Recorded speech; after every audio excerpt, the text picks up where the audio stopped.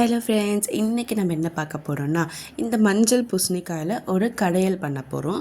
So ரொம்பவே ஈஸியாக சிம்பிளாக சூப்பராக செய்ய போகிறோம். எப்படி பண்ணலான்னு பார்க்கலாமா? வாங்க.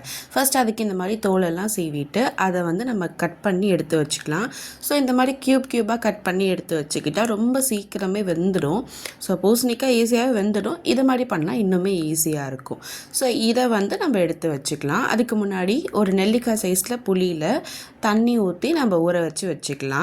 இப்போ ஒரு பேனில் நம்ம கட் பண்ணி வச்சுருந்தோம்ல அந்த மஞ்சள் பூசணிக்காவை சேர்த்துட்டு கொஞ்சமாக நம்ம காஞ்ச மிளகாய் எடுத்துக்கிறோம். ஸோ காரத்துக்கு ஏற்ப எடுத்துக்கலாம். அது கூடவே தேவையான அளவுக்கு உப்பு சேர்த்துட்டு இதில் கொஞ்சமாக தண்ணி விட்டுக்கோங்க. ஸோ இது வேகிற அளவுக்கு தண்ணி விட்டுட்டு இதை நல்லா மிக்ஸ் பண்ணி விட்டுட்டு இது தட்டு போட்டு மூடி வச்சுருங்க.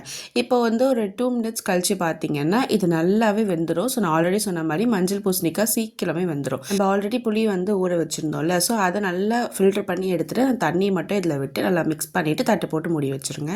இன்னொரு 2 மினிட்ஸ் கழிச்சு பார்த்தீங்கன்னா அந்த புளி தண்ணிலாம் கரெக்டாக ஊறி ப்ராப்பராக அப்சர்வ் ஆகி சூப்பராக இருக்கும். இப்போ இந்த டைமில் ஒரு மத்து அப்படின்னா ஒரு கரண்டி வச்சு நல்லா இந்த மாதிரி மசிச்சு விட்டுக்கோங்க. இதை நல்லா இந்த மாதிரி மசிச்சதுக்கப்புறமா இதில் நம்ம கொஞ்சம் தாளித்து போட்டுக்கலாம்.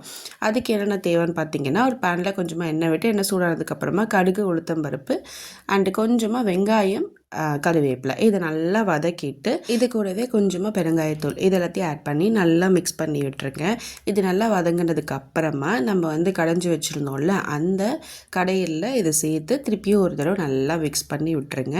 இப்போ நம்மளுடைய மஞ்சள் பூசணிக்காய் கடையில் ரெடி ஆகிடுச்சு. ஸோ நீங்களே ட்ரை பண்ணி பார்த்துட்டு எப்படி வந்துச்சுன்னு கமெண்ட் பண்ணுங்கள், லைக் பண்ணுங்கள், ஷேர் பண்ணுங்கள், சப்ஸ்கிரைப் பண்ணுங்கள். டாடா பாய்.